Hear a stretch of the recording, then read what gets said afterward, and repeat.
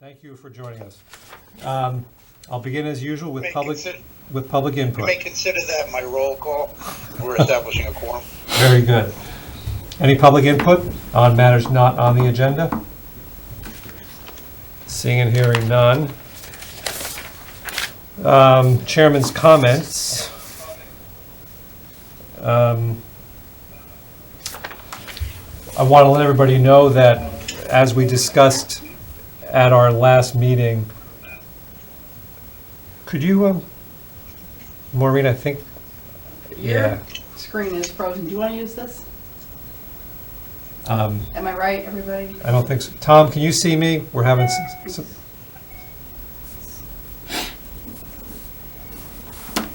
I can see you. I've got to notice that your network bandwidth is low.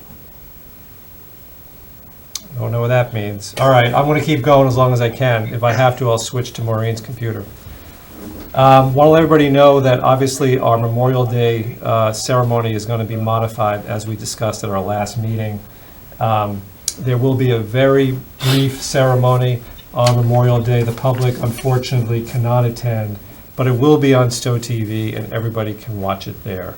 I also want to let everybody know Town building will not be reopening normally on May 18th. There'll be sort of a gradual opening. We're going to have a brief discussion about that tonight under the town administrator's report. And then I do want to take a second to recognize the accomplishment of Jack O'Keefe, a student at. I'm going to have to hold on one second. Maureen, I'm getting bad feedback from your. Could you go in the other room? Oh, is it me? Okay. I think so. I don't know. Sorry. No problem. Sorry. Jack O'Keefe.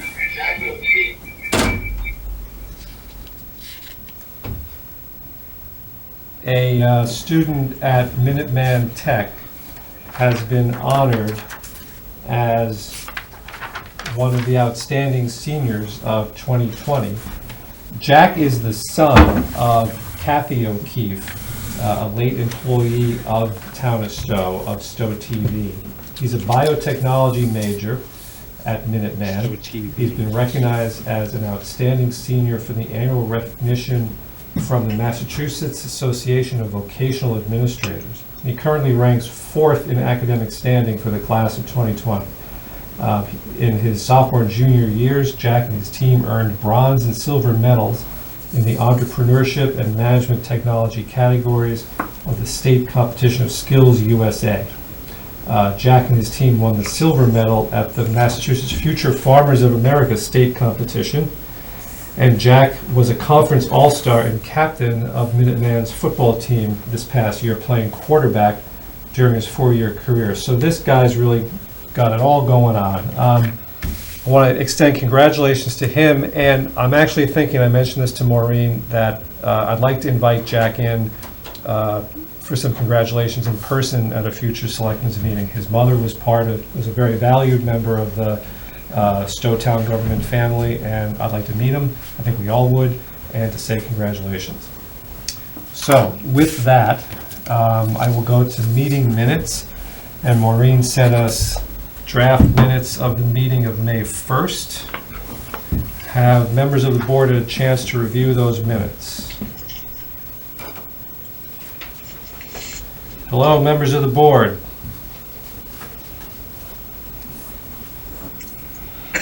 Tom, you're usually my guy on minutes. Would you like a motion, Mr. Chair? Mr. Ryan, first. I'll make a motion that we, I'll make a motion that we, or I was good with them, unless anybody's got any other corrections, I'll make a motion that we accept them as is. Ms. Frazier, sounds like you might have had something. Second. Did you have any comments, Courtney? No, I seconded the motion. Okay, great, thank you. I had no comments. Brian, are you good with them? My only comment is to second the motion. Okay, thank you. I was good with that. So motion made and seconded to approve the minutes of May 1, 2020 as written. Further discussion? Seeing and hearing none, we'll do a roll call vote. Mr. Burke? Aye. Ms. Freisha? Aye. Mr. Ryan? Aye. Okay, I think we have a slow internet connection tonight. Thank you, everyone. And did anyone see anything in the correspondence? Maureen, thank you for sending out the correspondence by PDF. Did anyone see anything in the correspondence for a future agenda?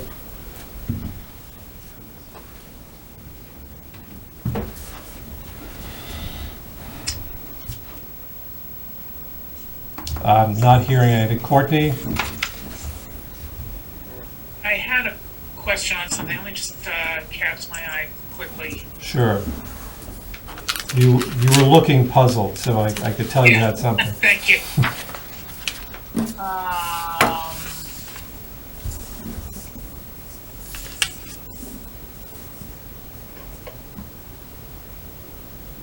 It was a nice letter from Steve Treffry,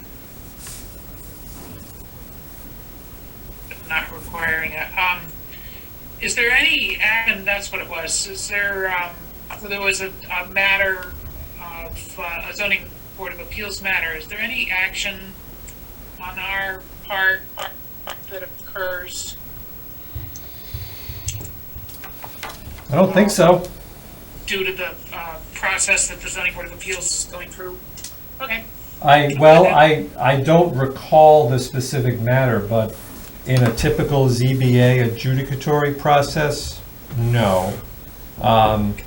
There have been one or two matters, usually affordable housing matters, that the board has taken a position on, and then one of us will go there and express that position, but other than that, no, we don't have any role. Mr. Chair, Yes, Mr. Burke? as liaison to the ZBA, I've been attending their meetings to the greatest extent practical remotely. The matter that my colleague, Ms. Brescia, is speaking about is the plantation permit. It's a long, convoluted process. Yep. And I don't mean convoluted in this necessarily disparaging term, but it had to come back before the ZBA after initial approval. The matter will be taken up again on Monday. I will attend that meeting remotely on behalf of the board. Let's do this. I don't have a brief. Yeah, that's fine, Brian, thank you. Courtney, let's you and I speak, and we'll see if there's something that's appropriate for an agenda. Great. Okay? Thank you. Anything else in correspondence? Seeing and hearing none, although maybe it's just a slow internet connection, we'll move on.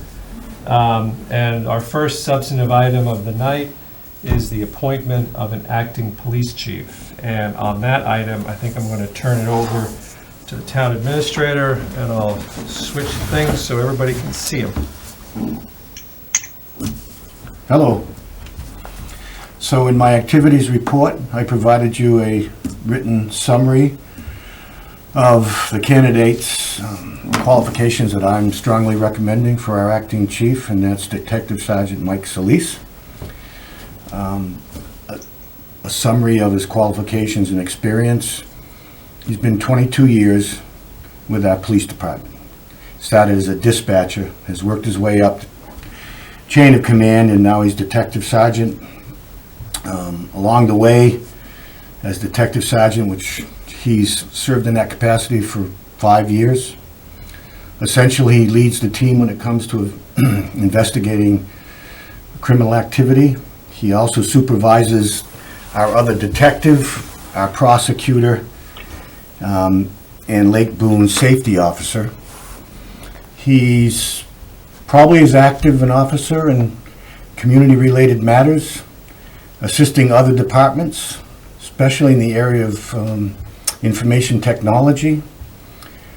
He's generally someone you can count on if you need something placed on their Facebook, following up on something again that might help some other department, not necessarily the police department in general.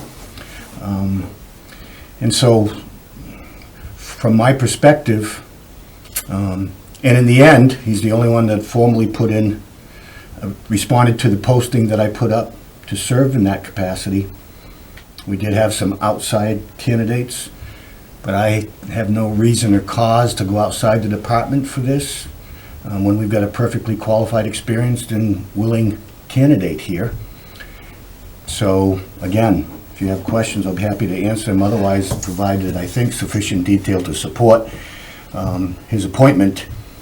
I would say, as part of the appointment, I've shared with the board my recommendation to, at our earliest opportunity, start the process of looking for a permanent replacement for the chief.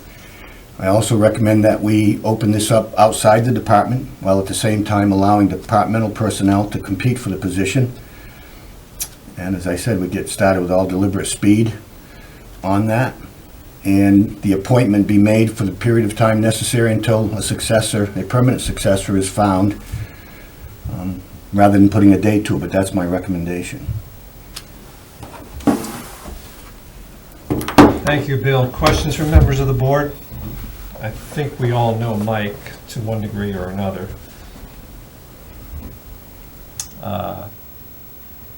Anyone? Tom, do you want to say anything? You're a liaison to public safety.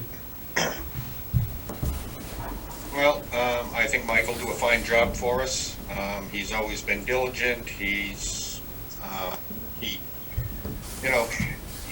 a take charge kind of guy, and I think he's respected down there. And I've only had good experiences with him, other than one time he told me to get out of his way because I stuck my nose where it didn't belong.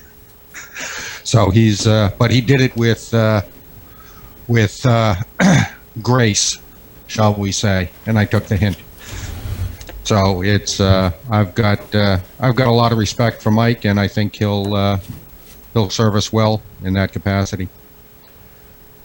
I will add that I think he's one of the most, he's in our police department, he's the most outward facing. And by that I mean he spends the most time thinking about and working on community relations. He was the head of the Stowe Citizens Police Academy, which we have joked about, but which I just thought was a terrific program. And he put together the program there. He spends a lot of time thinking and working on how the police department best interfaces with the community as part of community policing. I think he's more than up to the job of acting chief. So, any further discussion? And I want to thank him for stepping forward. Mr. Chair? That he's willing to step forward. I think it'd be great. Mr. Chair, I just want to amplify the last two comments. I think that this is a difficult time. We appreciate Detective Salisi stepping forward. It's not a comfortable time to be in charge of the Stowe Police Department, even in an acting capacity. And the entire community should be grateful that he stepped forward. I think that we have a lot of great police officers in Stowe Police, and I'm looking forward to moving through the process and getting a permanent police chief as soon as practicable. Oh, and for the record, I don't think there's been any joking about the Stowe Police Academy. Oh, that yes. I can recall. I stand corrected. The joking was about me attending the Stowe Police Academy. And well deserved, I may add. All right. With that being said, do I have a motion on the matter of acting chief? Mr. Selvey, I'll make a motion on the recommendation of the town administrator. I move to appoint Mike Solis Sergeant Mike Solis as acting police chief for the town of Stowe, effective May 13th, 2020, and until such time as a permanent police chief can be hired and appointed. And Second. Motion's been made and seconded on the recommendation of the town administrator to move to appoint Detective Sergeant Mike Talisi as acting police chief effective tomorrow, May 13th, until such time as a permanent police chief can be hired. Further discussion? Seeing and hearing none, we'll do a roll call vote. Ms. Frecia? Aye. Mr. Ryan? aye. Mr. Burke? Aye. Chair votes aye. Congratulations and thanks to Mike.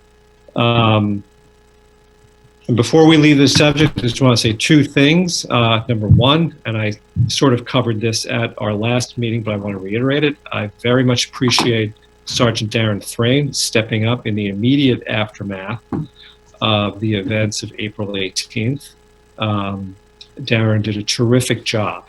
And I just want to say on a personal level, and I don't recall exactly what I said at our last meeting, but I just want to say that was a dark time for all of us, especially those of us who were dealing with it every day for the first several days.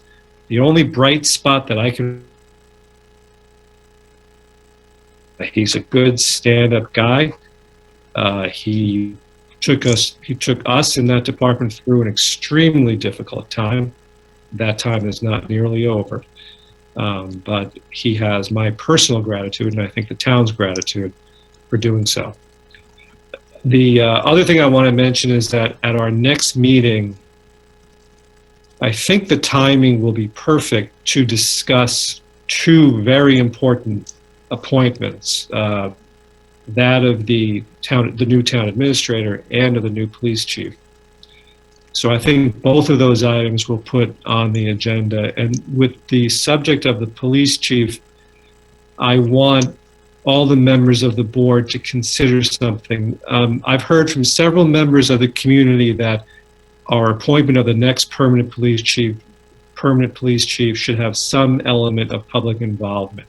I tend to agree with that.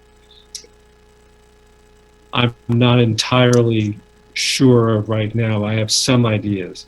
Give that some thought, and I want that to be the subject of discussion at our meeting on the 26th. So let's go to our next agenda. Does anybody have anything to add on that? I just Okay. wanted to say Let's go to our next agenda item.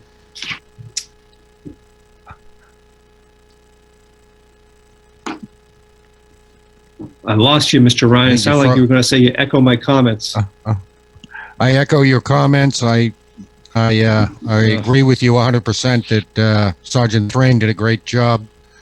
I got one of the first phone calls, and he was very professional about all of that, and all of the issues. And him stepping forward was a huge help for the town, and it's much appreciated. Yes. All right, I think my internet connection spazzes out when I touch the computer, so I'm not going to do that anymore. Our next agenda item is a proposed bylaw change to the town clerk, and I see on my list of participants, I do have Linda there. Hi, Linda, how are you? Boy, I can see you, but I can't hear you. Can you hear me, Linda?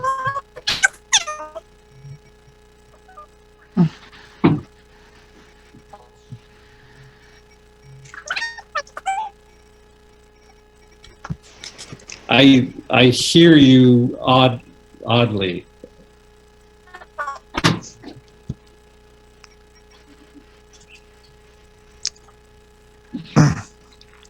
I can't hear Linda at all. No, I can't hear her either. I hear like a squeak. Yep. And I know that's not Linda's voice. Yeah. Linda, I'm going to suggest something. If you're downstairs, if you're comfortable, why don't you just come up here? You can, it's a big room. Maureen just went down with her computer. And, oh, Maureen just ran down with her computer. That's good thinking. Here she is. Hi there. Hi. Why don't you sit over there? I can sit here. Or you can sit there. Can you hear me? Yes, I can hear you. Tom, can you hear Linda? I can hear her. I don't care. What do you? Can you? Okay. And, well, they can see you on TV, so I don't know what they can see on Zoom. Oh, I see it. Yeah, okay. So I'll just start off. Thanks very much for all your materials. And I'll just tee this up for people who are watching. You're proposing a bylaw change at this annual town meeting. I appreciate you coming in and talking to us about it. Things to do that, that's great. And basically, you're proposing a bylaw change to move municipal elections to Saturdays rather than Tuesdays. Would not affect state or federal elections. Nope. And why don't you take it away from there? So the reason we have always been on Tuesdays, 7 a.m. to 8 p.m., just like the state elections. But the schools have been able to, they've been, in the last few years, they've been willing to close the schools during state elections and have a district-wide professional day. And we have not done that with the annual elections because we could fit our election material and everything in the music rooms at the school. And it also, by us continuing to be in the school, and they didn't have to take a day off and go later into June. So we've been thinking about this for a while. What could we do to make it safer? Because the administration and they don't really like us in the school during the school day because typically they're in a lockdown type of situation. And then on election day, we have all the voters coming in and out and coming into the parking lots and traffic and parking and stuff. So last May, we thought, well, let's try changing it to a different day, Saturday, when no one's in the school. And that way, the kids don't have to take an extra day off and go later in the summer or shorten other vacation times. And I think that was a reasonable thing to do because now it frees up the space. We can always go into the gym and the cafeteria. We aren't displacing anybody for the afternoon. School programs, when we do our setup, we're in there on Saturdays. There's no teachers, there's plenty of parking. Both precincts are in the same location. We're not having to split. Somebody says, why can't we use Pompo? Well, we could use Pompo for one precinct in November, but we couldn't get both of our precincts down there, just in the volume of traffic that goes through a polling. We get an 86% turnout on regular November elections. Town elections, anywhere from a 10% to a 30% turn, so anyway, I'm proposing this agenda change. It's something that has to be voted at town meeting. I think the school administration, the principals, facilities support it. I know many parents support it. I'm not, having to give up a Saturday afternoon in May or all day in May. I'm willing to do that if it makes it easier for the kids and safer, and voters will have more parking. So that's where I'm going with it. People can ask more information. We'll have more information on the website. There's a public hearing on the 20th. We'll do a Zoom meeting, so people who have questions, send them to us, attend the public hearing. Information is on the website, the homepage. And then at town meeting, it's going to be a voted town meeting. Tell me more. I want to turn it over to the board, but I just have one question. Your materials were extremely thorough. And I'll just say from my personal perspective, you've convinced me of the problem. I don't know that I'm completely with you on the solution, though.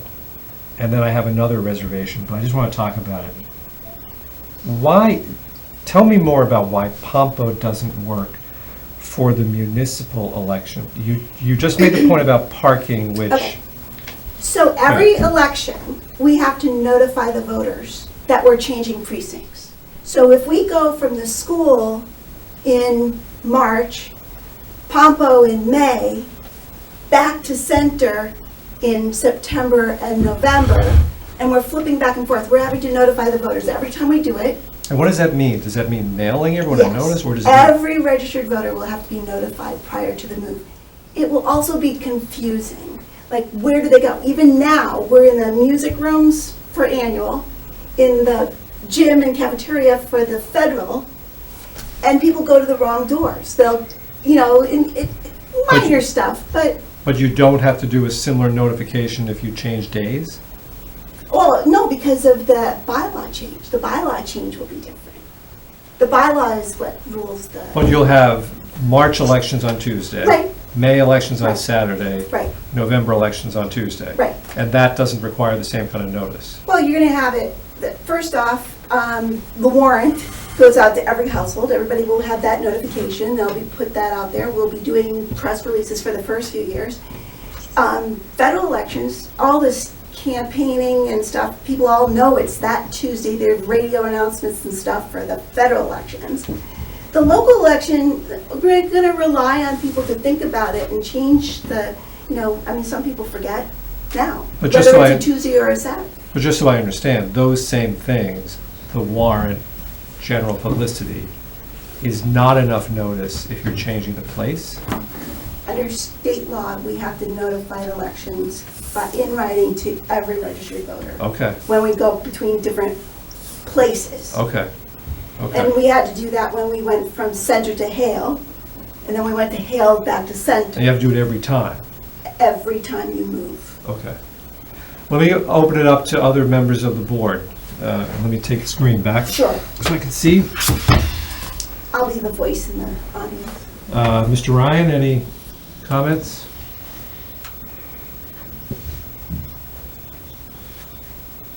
Doesn't sound like it. Ms. Frasia? Well, Oh, I'm sorry, the, Mr. Ryan. The only thing that I had thought about was,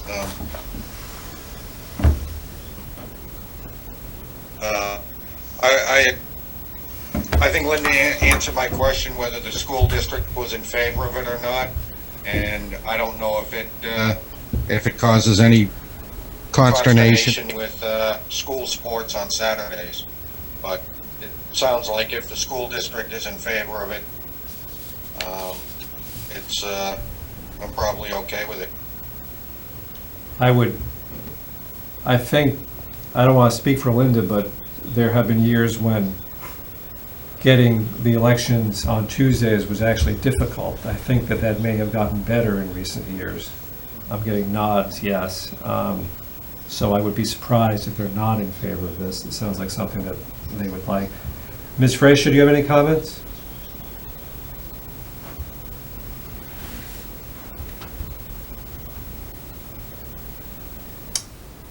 Courtney, I think I see your mouth moving, but I'm not hearing anything. How's that? Oh, that's better. You were on mute, weren't you? It was. I thought that Linda supported her case well and understands. So I'm in favor of it. Mr. Burke? I have two comments. The first is, we're already doing this year anyway. And it makes sense to me to see how it goes the first time before we make a lasting change to the bylaws. I mean, we're sending out notice, I assume, this year for the change in the date,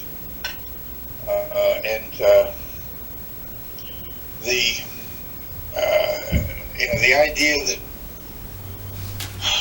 we jump into something before we see how it works the first time doesn't make sense to me, at least. If this was to be brought forward at the next town meeting and the one in 2021, that might be a more advisable step, only because we would then have some, not just the town clerk's thoughts, but also have an opportunity to see how it actually works. Can I respond? Secondly, Wait till he's done. I respect that under the charter, any town agency can propose a bylaw change. Yeah, unless you wanted to take these in seriatim, but this is a kind of a measure that we usually hold a public forum on. I'm not sure that that's encoded into the bylaws or charters, but it's generally the practice that the community should have an opportunity to be heard on this. She did say she's Okay. having a public forum on the 20th, I think, Oh, I missed that. Yeah. Where? The 20th of May? of May, by Zoom. By Zoom? I mean, I understand that that is perhaps permissible. I just don't think that's optimal. This is the kind of thing, and again, there's no hurry to do it this year because it's already going into effect this year. We can talk about doing it next year, and once we have a complete public forum when things are hopefully back to normal. Those are my 2 comments. Okay, let me let Linda Appreciate, respond. the board hearing them for the town clerk. Let me let Linda respond to that. So, Mr. Burke, I do take your comments to heart, but I've been the town clerk for going on to 20 years. The history that we've had with complaints of voters not having enough parking during the annual election, or not the parents being concerned about the safety of their kids, especially in the last 5 years when there's shootings at other schools, that has been a constant comment. The schools are continually asking us to leave the schools and not hold our elections there. And I thought this was a reasonable compromise to kind of hear what they had to say, take it to heart, and to try something different. The bylaw change, this is something that's been talked about very heavily between the school administration and my office on a regular basis, and I have other parents that have come to and asked that. And so there's a lot of thought been put into it, and some thinking of the safety for everybody. And I'd like to propose that it go forward and then amend the bylaw and try it for a couple of years and see if it works, and then come back to it if it doesn't. A bylaw change is very easy in the sense that, it's a vote of town meeting, turn it into the AG's office and get it done. But the time period, we are only doing them on basically on an annual basis. And I'm sorry that, I hadn't had this discussion with you 2 or 3 years ago, but we probably should have done this 2 or 3 years ago. And I really don't want to wait, and I'm willing to let the townspeople, we can talk about it more and put it out through the newspaper and social media and get feedback. And I think I have the support of that now, besides other than having the selectmen's support. And I've come to you because, you guys set the dates or abide by it, and a location. You pick the locations. What is your ask tonight, by the way? I Is this would- just informing Just us? as and- informative, saying this Yeah. is what we're going, this is what we're doing, and we're going forward. Right. I'm not asking you to support it necessarily. I would love to have the selectmen's support, I but would- I'm asking for you. This is Yeah. sharing the information appreciate that. and coming forward with it, and trying to get going forward. But like I said, this has been on my plate for at least the last 5 years, and You- we're trying to come up with a solution that You- would be an You've easier mentioned this, fix. yeah. Can I give you my feedback Sure. on it? And I think this is subject to a little bit of change. Like I said, I think you've convinced me. We've also discussed this once or twice. You've convinced me of the existence of the problem. I think the problem with the new school administration may have gotten a little bit better, but nonetheless, it's still a problem. If Pompo isn't a viable option, and I'm seeing why it isn't if we have to do notice by mail to every voter every time we switch, then I'm having a hard time coming up with a better solution. Here's my only reluctance.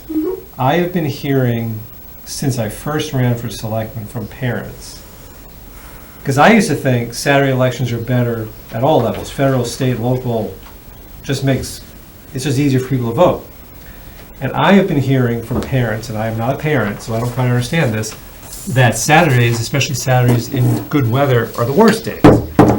That there's sports, there's family activities, there's all this other stuff, and we already have a hard time getting people to come out for municipal elections. And so I have actually heard parents be opposed to this. Now, normally what I would say is, all right, fine. So we hold a public forum, make sure everybody knows about it, goes to town meeting, and whatever wins, wins, and I'm good with it. Here's my reluctance. This seems to be the worst, this is an important question, this seems to be the worst year. No fault of yours, it's just the luck of the draw. You know, I'm concerned that this will fly under the radar. It's a big change that will fly under the radar too much. What do you think? Okay, so I agree. I've heard that from parents. I hear from other people. I hear from working people who don't have children. Yeah. But we have the opportunity for absentee ballots. You're not in the town during the day. You can't get there. And early voting is changing. And eventually it'll probably be available for the local elections. But absentee voting is always available. Has been for years. But absentee voting, if I'm a parent and my excuse for not being able to vote, Can't get there because you're out doing your stuff. I have sports activities and a family picnic, is that good enough for absentee voting now? If you're not here during the polling hours. That's what it is currently. They're Yeah. expanding and they're changing it, and I think they're looking for it as different ways. Yeah. But, you know, if you're out running errands and going to Marlboro and shopping and doing all your errands and you're out of town during the polling hours, get the absentee ballot. You know, I mean, and I would ask anybody who's listening, tell me how long you stand in line to come in to get into vote, especially in a town election. Not very long. No. In and out.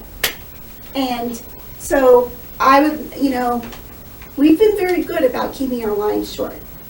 And especially in local elections, when you get a 10% turnout, 20% turnout. We might this year get 30 or 40% turnout because we're doing Right. complete mail-in.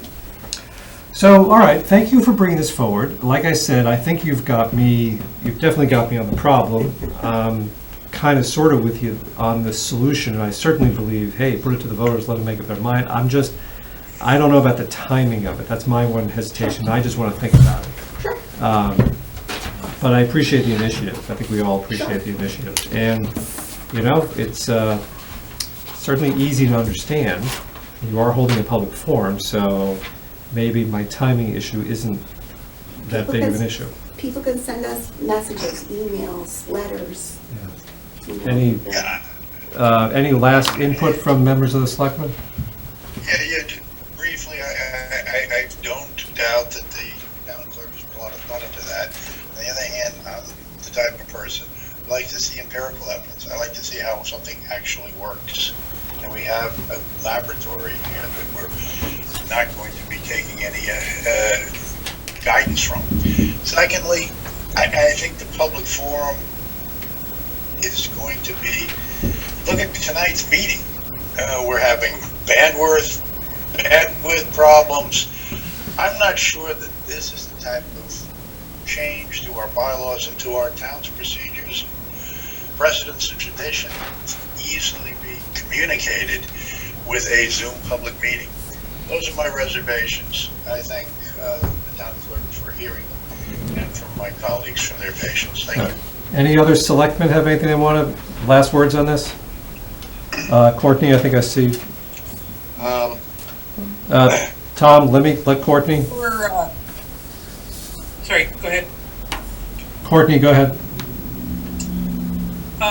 Just to comment that with respect to my colleague Brian, that this year won't be a very good test of a Saturday election, since many people will not be going in person and will be voting absentee ballot.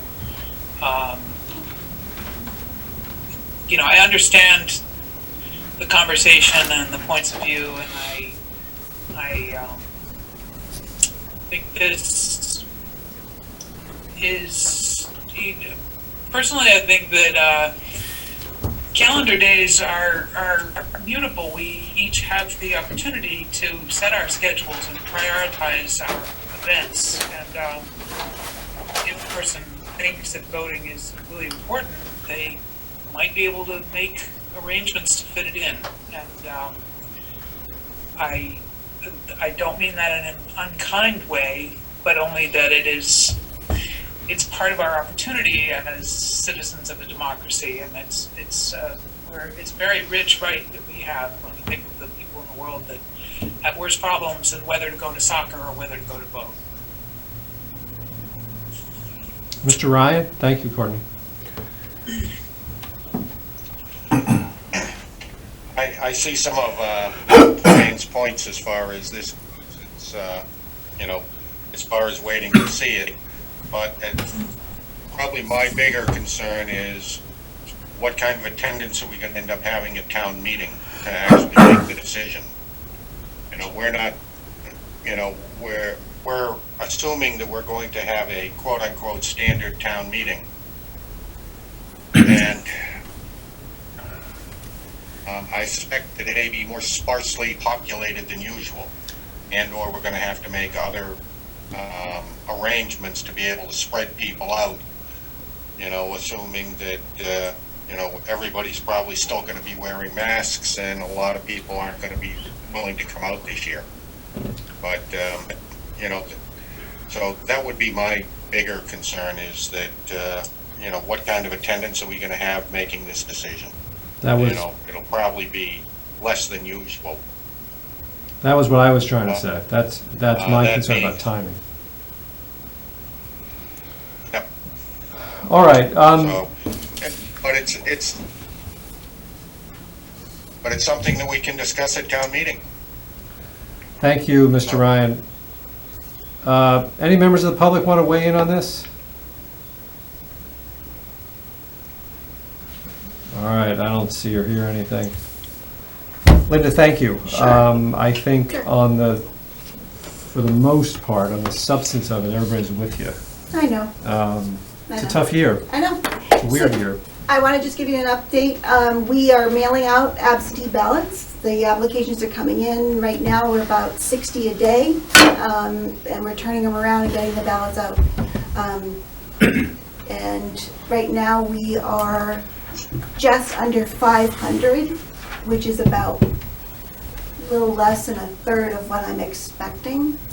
And so please get your absentee ballots in as soon as possible, because it does take some time to do stuff. We have other things that our office is responsible for, and we are trying to do it the most expedient way. So get your absentee ballots in, applications in. They're available online. We can mail them to you if you can't find them. They're in the Action Unlimited. So please do so. Very good, thank you, Linda. Thanks for this discussion. Sure. Yeah. Jim, Yes, could Linda maybe tell us when the deadline is? The deadline for I'm absentee sure that ballots. she's not going to be able to. So technically, the deadline for absentee ballots is noon the day before the election. But we're not having any in-person voting, so you'd want to get them in as soon as possible. I'm hoping that I get, over 1,000 applications, or 1,500, 1,800 of them by the first week of June, so that we can turn them around, because now, once they go out, we have to get them processed in. So, the sooner the better will make it easier for our office, but if we got an application on Friday, we would try to get it in the mail, but there's probably no guarantee that you'll get it on a Saturday. So you gotta take that into consideration. Okay? Yeah, and that was my point, is that everybody should, everybody who wants an absentee ballot, if they want it mailed to them, they can't ask for it, they can't put it in the mail the day before. Right. So Right. really, I suppose what you'd like to do is see them nailed no later than June 20th at the absolute latest. Yes. Preferably a week before that. Yeah, I mean, the applications are available. At least if people have a target. Right, right. And a lot of information's online if they want to see what the ballot, who's running. They want to see that. I understand the paper. There's been some letters to the editor in the paper last week. There'll be probably more. I think there'll be more interviews. So the candidates, I'm hoping they'll have some social media stuff going on. I haven't heard or seen it, but anyway. Okay. Thank you. Thank you. I think we're a little off topic. Let's get Sorry. back on the agenda. No, that's okay. Not your fault. I have an agenda item here about discussion regarding annual town meeting warrant. Maureen passed around a very rough draft of the warrant, I think last week. I saw a couple of things I wanted to ask for some more information on. I asked the town administrator about 2 articles sponsored by the treasurer's office. Did you want to address those, or you're not ready to talk about those? Remind me which ones they were. The one about, it was $5,000 in fees, I think. Yeah, Bond so fees. there was a premium on a bond issuance. There was a premium payment due that wasn't paid 2019, so that has to be paid. Okay, I think the second one was the premium that we get. yes, Yeah, applying. $125,000, and I think I told you what I thought it was because I hadn't looked at it, and it is what I thought, which is we get a premium Back. based on our ratings that you can only apply for the same purpose for which the bond issuance was funded, and so which would include principal and interest buy down on another borrowing, and so that's what this is. The money's already been appropriated, it's been granted to us, we're gonna apply it by buying down the impact of the other borrowing, $125,000. And we get this premium refund because our bond rating was better than was expected when the bonds got priced. Is that correct? I don't know when they take the measurement, Okay. but it's regularly, and I think there's a structural equation, and I don't know that it's the luck of timing, but I can look into that detail, but I think we're eligible for it because of our rating to begin with, and at the timing of the bond. Yeah, I'm just curious. Premiums are usually one way, from you to the insurance company or investment bank. This is a premium refund coming back to us. I'm curious about how we get that. I'm sure it has something to do with the timing of the market and our bond rating. I'm just curious if you can flesh that out. I'll get at more some point. details for you. Okay, thank you. But in any event, it's money where we're getting a pay down Right. instead of the other way around. Did anybody else have anything? I just wanted to start putting together a list of articles we want to talk about. I know it's early. Did any other selectmen have anything they want to mention at this early stage? Okay, I didn't hear anything. Nothing from me. Ms. Frasia, I saw 2 things from SMOT that I'm just hoping we can talk about in some more detail, because I didn't understand them. And, and you should feel free to tell me we should have Mike or somebody come in and talk about it. One was the mortgage abatement fund, which I kind of get. I'm just looking for a little bit of a more detailed discussion about how it's going to work, what the criteria, is it only going to be for homes that are on the SHI or not, that kind of thing. And then the other was a CPC funded article for, I think it said design funds for the Red Acre project, and I just didn't understand that. Could we, now is not the time to discuss them. Could we have some time and talk about that in more detail? And maybe you want to invite Mike or somebody else from SMOT?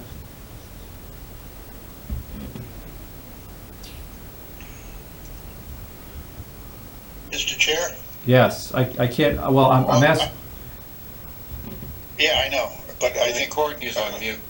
Courtney's on mute again, according to the screen. There she goes. there she goes. So, short answer, yes, Mr. Salvi. I can address the question slightly, but If you don't want to go into it right now, that's fine. And if you want to really probe in depth, perhaps asking Mr. Kopsinski to come would be great. Well, what we'll do is, I don't want to go into it in detail now because it's not really specifically on the agenda, so I'm a little wary of that. Let me put it on for May 26th, but, you know, maybe you and I can speak, and if I'm the only one who doesn't understand it, and I shouldn't say that, I understand it, I just have a few questions about how it's going to work. Mr. Chair? So could I Yeah. just say a couple of things Yes, broadly? please, Ms. Fraser, yes. So first of all, in your listing the two items, you said mortgage abatement, and I wanted to correct you for the record. This is a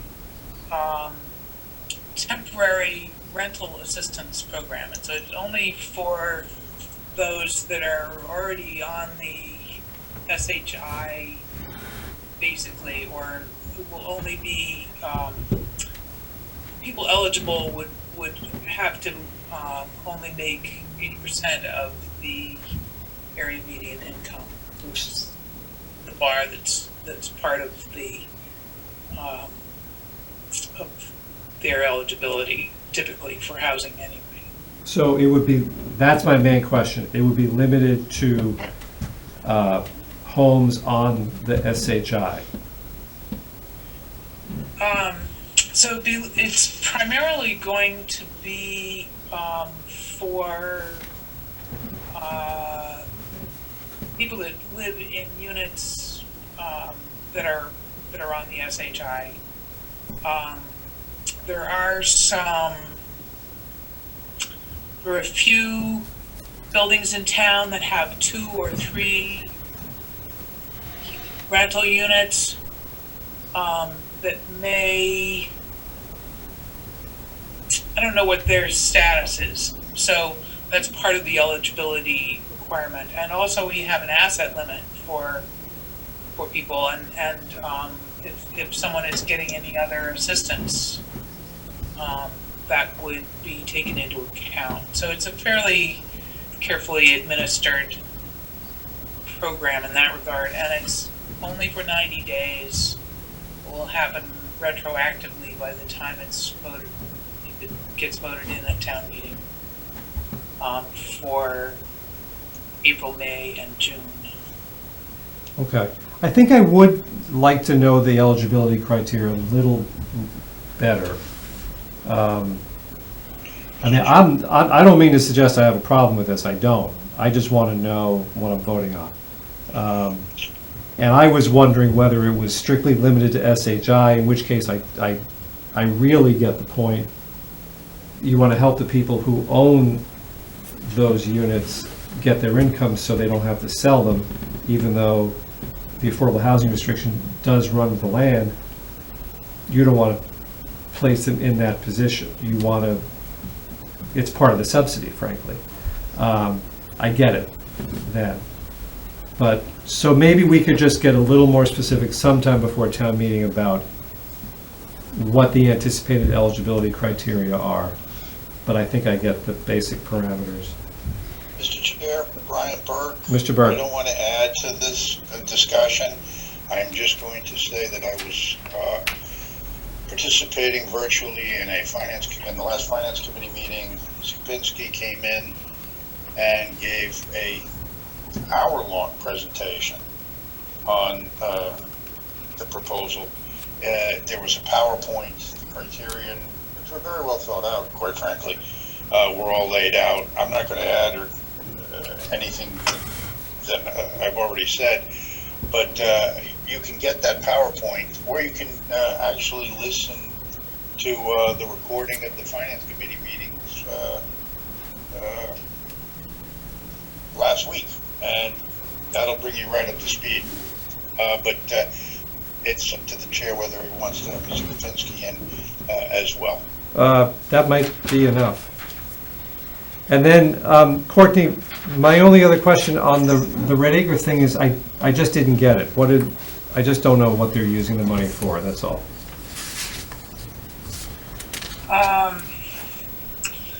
That I would want to refer to my notes, but I would say that as part of the development process of determining how to place units on the land. So at the moment, there's sort of a broad focus of how to make the development fit well in the surrounding community on Red Acre Road, and there's a thought of not just working with our in-house architect, but having an outside firm so that we get a little broader sense of what's possible. With great respect, I like Leonardi Arai, and I also feel as though in the past he did not develop visual presentation for projects that was compelling. I think his strengths lie in other areas, and so partly the trust has agreed that it's important to present this project and to work it every step of the way through so that it is very carefully thought out, so that affordable housing can perhaps gain a better reputation in town, or at least start to have a decent track record, or fill in the blank as to moving forward in a positive fashion. So I'm feeling a little badly. I've hit you with these two questions on things I didn't give you a heads up. Let's table it. Looking at Mike's PowerPoint will probably answer my questions on the first thing. And on this second thing, I may just contact Mike and have him and possibly Leonardi come into a meeting, or just ask them my own questions. That's fine. Thank you. I'm sorry for having gotten into this substantive discussion that I did not give you a heads up on. No worries, and I'm happy to talk further about it. Anything else anybody wants to raise on the warrant? All right, seeing and hearing nothing. I'd like to get a copy of the PowerPoint presentation. Do you think it's worth having I'd Mike? like to get a copy. Okay. I can probably, with Mike's permission, but I don't see not. I can share that with you guys. Why don't you share it with us? If it isn't self-explanatory, then maybe I'll just make it an agenda item, or if you ask him to come in and give us a slightly shortened version of it. But sure, if you could send that around with his permission, I'd appreciate it. Shall.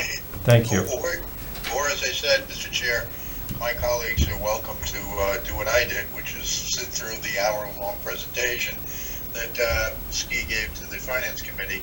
It'll answer, I think, almost everyone's questions, but if it doesn't, I'm sure Ski wouldn't mind coming in a couple of weeks.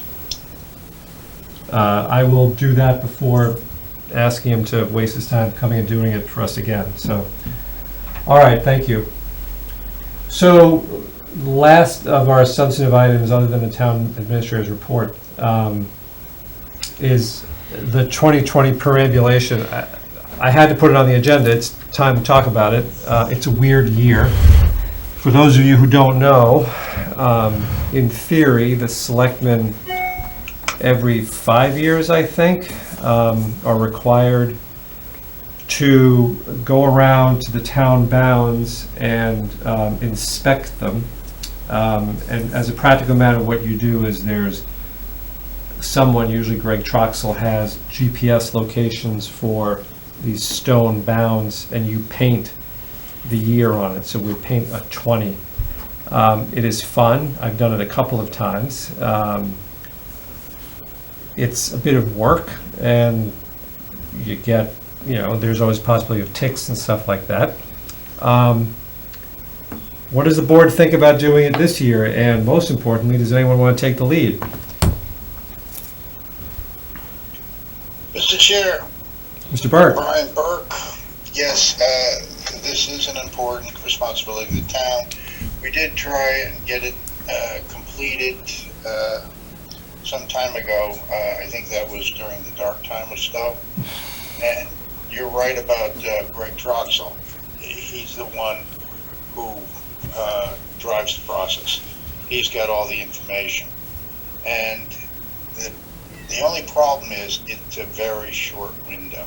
Yes. Because, as I explained at the time, the perambulation can only be conducted before poison ivy comes out or after it comes out. We kind of missed the boat this year on the before. So what we really are talking about is a September, or excuse me, maybe even October, November perambulation. I don't know if we're going to start it all over again or just complete what was left undone last time we tackled this. I'm happy to continue on in the process, but the first thing that we need to do is bring Greg Troxel on board. Well, could you, would you be willing to reach out to him?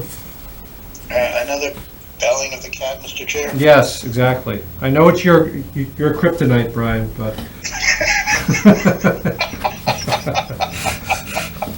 From Aesop to DC Comics. I'll be happy to send him out an email. Sometimes there's a lag, but if the chair so directs, my colleagues are in accord, I will be happy to accommodate. Everybody good with that? Sure. Well, we know you're such a civic-minded person, Brian. We appreciate your service. Couldn't have said it better. All right, thank you, Mr. Burke. Our last item, somehow liaison reports got left off. I don't know how. I don't know how I missed that one. The last item is the town administrator's report. Thank you, Mr. Chair. I did provide the first and most extensive activities report was providing background for the recommendation to appoint acting chief. The other two items I have, one of them relates to, and you mentioned it earlier in the meeting, our facility management folks are in the process of identifying, defining, and I'll use their term, potential safe practices as we slowly reopen the town buildings. Given an anticipation of on or after the 18th of May, and given the governor's yesterday's, I think his daily press briefing, is that there's every expectation that next week there'll be the 4 phases of the slow rolling, soft reopening of the economy and buildings. So our employees are being asked, and I received today an email from the facility management folks on 6 or 7 proposals that they're circulating and discussing with the employees with regard to safe practices, to include such things, the obvious things, the masking, both of our employees and those who come to the building seeking service.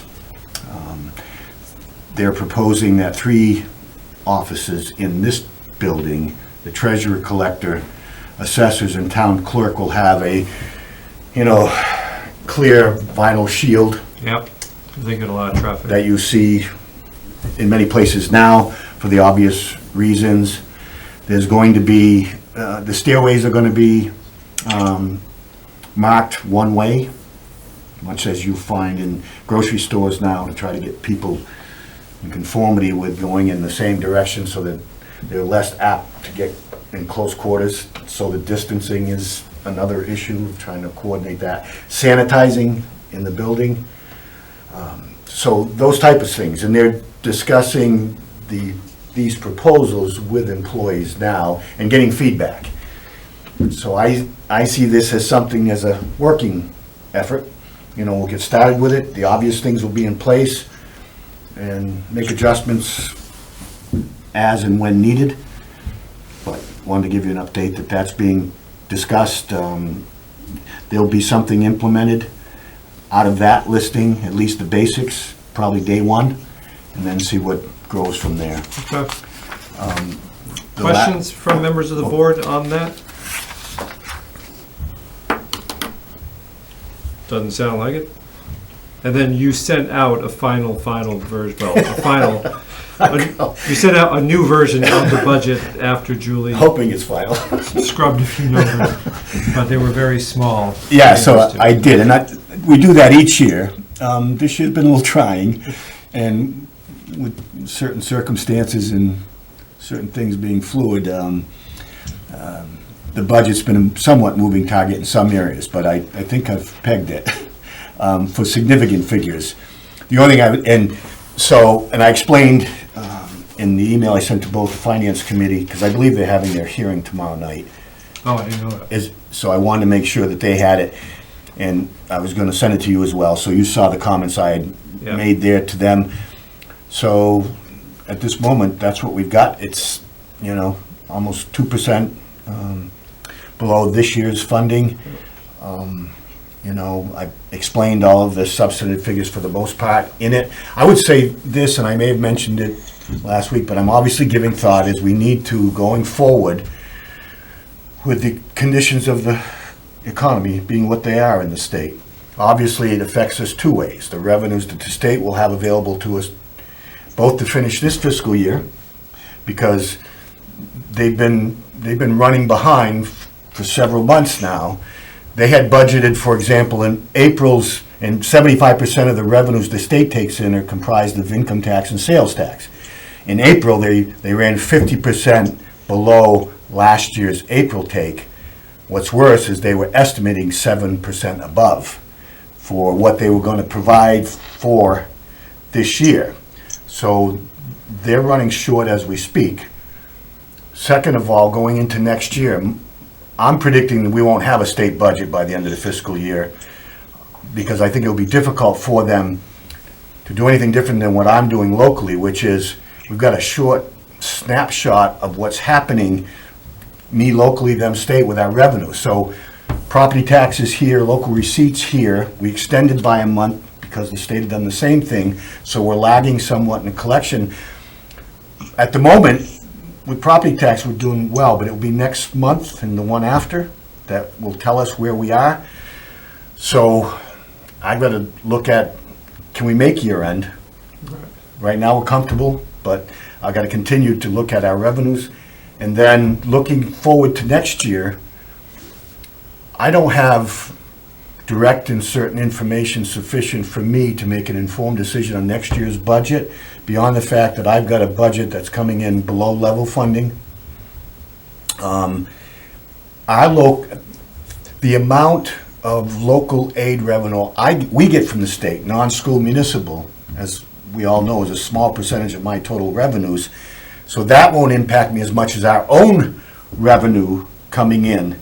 And I want to be able to get through the end of this year and the first quarter of next year if we have to. If we pass the budget I propose at town meeting, I'll be saying, look, we may have to come back and visit the budget. We'll have to visit it before the tax rate is set. So just putting, a benchmark on it. And if the state goes into the summer before we get their revenues, then we're going to then know what they're offering us. Won't affect me as much as it will the schools, but the schools are our biggest expenditures. So, and as a percentage of their revenues, it's much higher for the schools than it is for us. So it will be a significant figure. So if there's a substantive reduction, they're going to have to reevaluate their budgets. So my thinking is, go into it with this, it's a tight budget, it's a reduction, and then just sit tight until the state comes up with theirs, thinking to have a fall town meeting as we typically do for other reasons, say pegging it late October so I can get a look at the first quarter, our local revenues, property taxes, local receipts, see where we are, have their numbers before the tax rate, and in November, and if we have to make adjustments, i.e. reductions in the budget, we make them. But I think we sit tight and wait. The first place I would start with that is capital. I have my list of priorities, and the first would be is that I might even say at town meeting, because of when the state's starting to put out tentative numbers and giving us the heads up that, look, there's going to be cuts, we just don't know how much, I might say something to the effect that, look, take a vote on the capital for now, but with the caveat, we don't spend anything on that capital, at least for the first 3 months, unless it's absolutely necessary, because that'd be the first place I would go in October, because we have a significant figure there, protects our operational expenses, and take a look, and much of that will be free cash for the most part, which serves two purposes for us, which is, if we need to be safe, we cut back on the amount of capital in the fall. That's building stored assets back up, because after November, our tax rate is set. The only thing we'll have available to us, filling out the back side of the 2021 budget, will be stored assets. So the more we have of it, so if our operating expenses, based on the town meeting, even with decisions made then, you don't know if it's going to carry you through or not, because every month has an impact. We rebuild our stored assets, we can go back in after the tax rate if we have to, in the winter or something, you know, depending on, again, I'm just what-ifing here. That would give us the opportunity to use stored assets to balance that budget to get us through that year, and not have to begin to cut further or deeper into the operation, which are our staff, departmental costs, monthly expenses, which, to me, generally speaking, by definition, are critical. So that's where I am right now, I'm not saying, this is me just speculating, not prophetic. I look back real well, but right now I don't have enough, so I'm saying sit tight. We'll have an opportunity to reevaluate. Let's wait until we get better figures, because I'm certain if I had to make decisions now, it would either over or under cut. I just want to give you a heads up. The projects that capital planning is going to recommend is going to be fairly significantly below that $732,000 number that's in your budget. Looking just at the ones that they're probably going to recommend, and they haven't, voted any. Well, actually, we did vote recommendations. What am I saying? It's going to be largely school projects, highways, emergency repair on Hudson Road, and a couple of vehicles, a highway vehicle, a front end, or a dump truck, I think, and a police pickup truck. And the rolling stock would probably be the first place I would look. Right. And look, people can make the choices then. Do they Right. want to cut operations or cut capital? I mean, it's pretty simple math, you got to make up a number of, and we'll see where we are. But I'm just giving you a sense, I've done some what-ifing. And I think at this moment, we go in with the budget we've got. We're going to have time and opportunity to make adjustments, and speculation right now is remote, and so I don't want to really get, Questions for Bill from the board? All right, seeing and hearing none. Makes sense to me. So there is no item for liaison reports. I think, the town will survive. Oh, by the way, I think we're all set with you, Bill. You can head back to the friendly town. Thank you. Does anybody, I think we can push the open meeting law a little bit. Does anybody have anything that they really need to tell the whole board from their liaison assignments? I have one thing. I'm not hearing anybody. Okay. Mr. Chair, just, Mr. Burke. and I will be brief, I promise, although liaison reports are my favorite part of the meeting. Favorite part of the meeting. I have been attending the meetings of the Council on Aging, the ZBA, and the Finance Committee virtually. All of these meetings are now recorded because they're on Zoom. But you can rely on me to continue to meet virtually with the COA and the ZBA as long as it's possible. I think the ZBA will be taking up that matter of important town interest on Monday night, and the Council on Aging is continuing to assist the members of the community, even though the community center is closed. They're doing a great job. The social worker is continuing to provide services. We're very fortunate to have such dedicated staff there, because this is a critical time for many of our communities. most vulnerable population. Finally, the Finance Committee has reviewed Town Administrator's budget, and I believe that they've given their thoughts and questions to him. They will be in a position to comment at town meeting. Thank you very much for your time. And are they holding their hearing tomorrow night, Brian?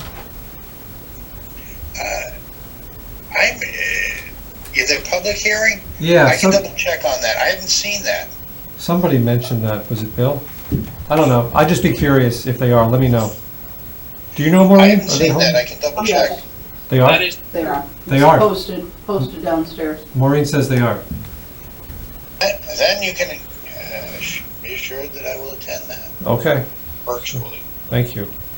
All right, anybody else have any liaison? I have one thing, stuff that they have to share with the board or the town. I don't believe so. Okay. So I just want to share one thing. The Town Administrative Search Committee is right now checking the references of their proposed finalists. I have no idea who they are. And they will be reporting out their selections before our next meeting. So I want to give fellow selectmen a heads up that we're heading into this important decision. What I've asked them to do is to send us an email, if they can, in ranked order. Charter doesn't require that, but I thought it would be helpful. And maybe a very brief description of who the person is, why they like them. I've also asked them to come to our meeting, their chair, and hopefully the whole committee, so we can thank them for their work, to come to our May 26th meeting and formally make this, I guess, transfer, for lack of a better word. And then at the May 26th meeting, I want to discuss the process for our interviews, as I mentioned before, as well as the police chief interviews. And I think we have to think about public participation for both of those. So look forward to that. And I also wanted to mention, I don't think it is too early. And Ms. Freisha, I left you a message today. I tried to give you a heads up about this one. I don't think it's too early to start thinking about the process for bringing the next town administrator on board. And what I was specifically thinking, I realized that 2 of our neighboring towns brought on town administrators fairly recently, Maynard and Boxborough. And I was hoping that one other selectman would join me, and that's why I called Ms. Freisha, in calling those towns, and maybe a few others, no more than 5, I think, that have gone through this process recently and just seen how they approached it. You know, I think we can all think of ways to onboard a high-ranking executive. Most of us have probably seen it at one point or another in our careers. You have a big meeting with all the staff, or then they meet with the department heads, the department head present what they're doing, they introduce themselves, build a rapport, maybe visit various facilities. What puzzles me about municipal onboarding is how much of that do you prepare ahead of time, and how much do you let the new town administrator decide and shape for his or herself? I don't know the answer to that. So that's why I want to start reaching out to other municipalities and see how they approach this. What did they have in place before they even hired someone, or before that person started on their first day? Do members of the board think this is something worth exploring? Sure. Absolutely. Okay. Mr. Chair? Yes. Brian Burke. Mr. Burke. First off, I'm thankful that Ms. Freisha is stepping up, even though she didn't suggest belling this cat. I'm belling this cat for her. The only other thing I wanted to ask, and I don't need an answer now or online, is are we going to have, I know that we've requested background checks. Yes. When is that going to be completed? And is it going to be completed when we take this up in June, or is it going to be on May 26th? That, I think, is a critical component of the selection process. I agree with you. I think that is part of what is already getting done as part of the background and reference check process with the screening committee. I think by the time we start doing interviews, that will already have been done, but I can double check on that. It's a good question. Thank you, Mr. Chair. Considering everything we've been through, that's a very good question. All right, so Courtney, let's you and I talk offline about how to approach this. I don't think it's too early to start thinking along these lines. Does anybody else have any business properly before the board? Seeing and hearing none, I'll take a motion. Move we adjourn. I'll make a motion, we adjourn. Motion made and seconded to adjourn. Roll call. Ms. Freesia. Aye? Mr. Ryan. Aye. And Mr. Burke. Aye. Aye. Chair votes aye. All right, everybody have a good evening. Thank you very much. See you on the 26th.